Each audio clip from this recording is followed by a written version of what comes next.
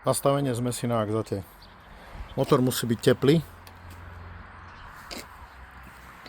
Tu je voľnobežná tryska a tu je skrutka, ktorou sa pridáva vzduch k voľnobežnej tryske. To znamená, tu sa tvorí zmes. Tryska je fixná, ale touto skrutkou regulujeme množstvo vzduchu, ktoré sa zmiešava s benzínom, ktorý ide cez voľnobežnú trysku, a vlastne tak sa tvorí zmes pre voľnobeh. Takže naštartujeme motor.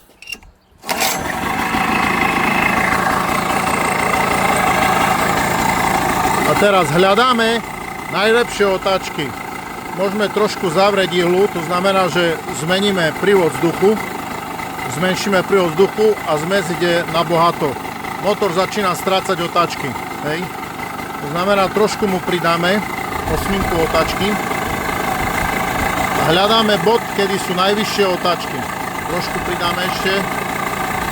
Motor sa už ozval, začína oživovať sa. Ešte trošku pridáme. Nič sa nemení. A teraz ukážem, čo sa stane, keď sa zmes ochudobní.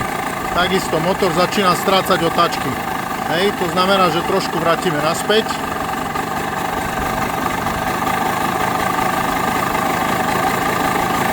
A motor ožil. Áno, takže hľadáme otáčky, hľadáme najvyššie otáčky, kedy motor ide najlepšie, ktorý spaľuje vlastne optimálnu zmes. Áno.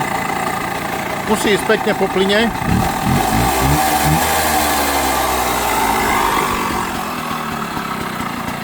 A zároveň nesmie dymiť z výfuku. Žiadne dymenie. Ako jemne áno, ale nie hustý dym. Takže takto sa nastavuje voľnobeh na axate.